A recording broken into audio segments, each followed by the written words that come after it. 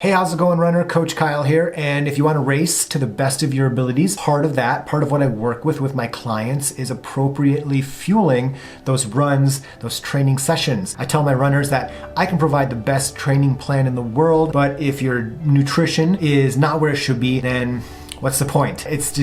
You're missing out on something. And I always try to, cross my T's and dot my J's with my runners. And part of making sure everything is dialed in is working on appropriate fueling strategies. And so today I'm gonna give you my favorite vegan running fuel. If you don't know who I am, I'm Coach Kyle, and I work primarily with plant-based distance runners all over the world, optimizing, working on their run training, strength work, nutrition, bringing it all together with great accountability, motivation, and sprinkling in some gratitude practice and some mindfulness along the way. If that sounds like your jam, visit my website to learn more about my coaching. Now today I'm gonna go over 3 of my favorite vegan running fuel options. I'm gonna tell you kind of how they work, why I like them, and maybe it will help you kind of pick out one for you. So what makes running fuel not vegan, first of all? And there are 2 kind of common ingredients that might be in some gels, some chews, some blocks that make something not vegan. And the one is honey stinger, obviously.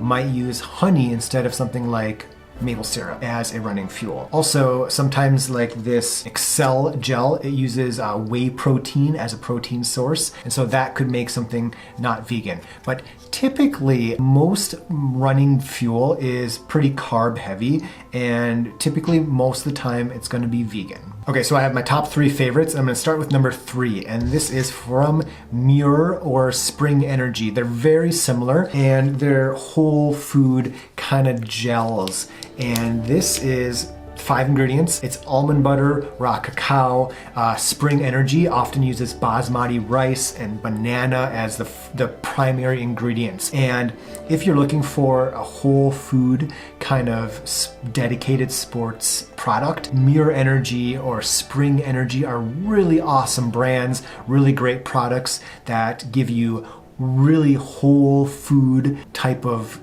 packaged products. And so they're easy to store, they're easy to take in, versus if you want to do like dried dates. I have a runner who uses baked potatoes.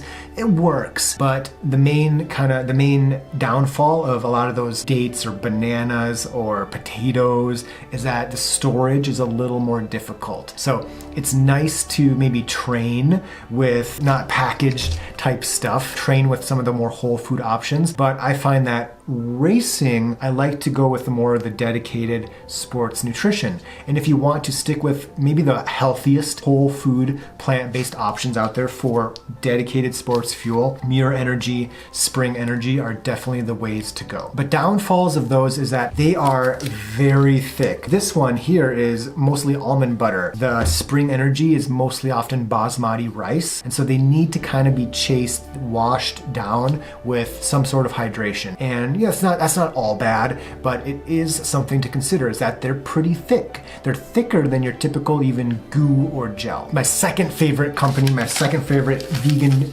fuel is Martin. If you're not familiar with this, it is pretty cool. And so they have a drink mix. It's okay. I really love their gels, and it is a hydrogel. So if you don't like the goos, the like really disgusting like liquid plasticky texture and taste, this stuff might be your jam. It's kind of the texture and the flavor of very neutral jello. And so it goes down, it almost dissolves in your mouth, goes down really easily. You don't need to chase it. You don't need to wash it down with anything. It has a very neutral, slightly sweet flavor, and it's very expensive.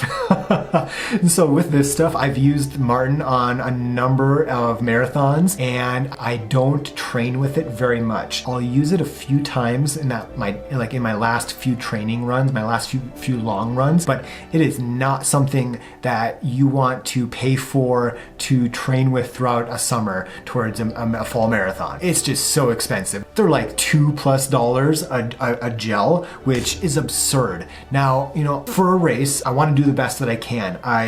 For Boston, I'm paying $1,000 for my wife and I to fly there. I'm paying $2,000 for 5 days at a hotel, all that stuff. I'm spending 20 weeks training for it. So gosh darn, I'm going to spend a little bit of cash on the best running fuel that I can. And I'll tell you what I'm going to use this April at Boston. But for training, I'm not going to spend that kind of cash. However, I will spend a little bit of cash for the best fuel for the last few long runs and for race day. So what am I going to use on race day at Boston? I'm going to use Science in Sport. And I think so. What I think I'm going to do is start the race with a bottle of Martin, and that will give me an hour of hydration with a bottle, and I'll probably ditch the bottle about an hour, and then I'll switch to the Science in Sport isotonic gels. These are pretty cool. So they're isotonic, and here's the size of a typical gel. Here's the size of a Science in Sport gel. So they're pretty large, and the main downfalls of these is that it's almost 3 times the size of a typical gel,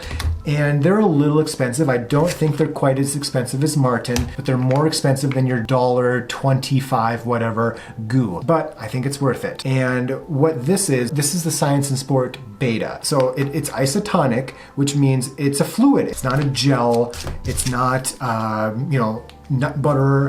It's not a goo type thing. It's liquid. You could drink it. And the nice thing about that is it hydrates you a little bit as it fuels you. It takes up a little bit of space on your running belt, but the nice thing is every time you use one, it takes up a little less space. And so I'm probably going to do the first hour of Boston. I'm going to have one bottle with 360 calories of Martin, and then for hour 2 and 3, I'm going to do a few of these every hour. And this beta is 160 calories per these. So I'll probably do 2, maybe 3 of these per hour. So I'm only going to need maybe 5 of these. And that'll get me through the race. And it'll hydrate me a little bit, and it'll provide the calories I need. The nice thing about this, the newer Science in Sport Beta, is that it's maltodextrin from corn and fructose. So it's got a mix of different types of carbohydrates, which will typically, for most people, reduce the risk of GI distress and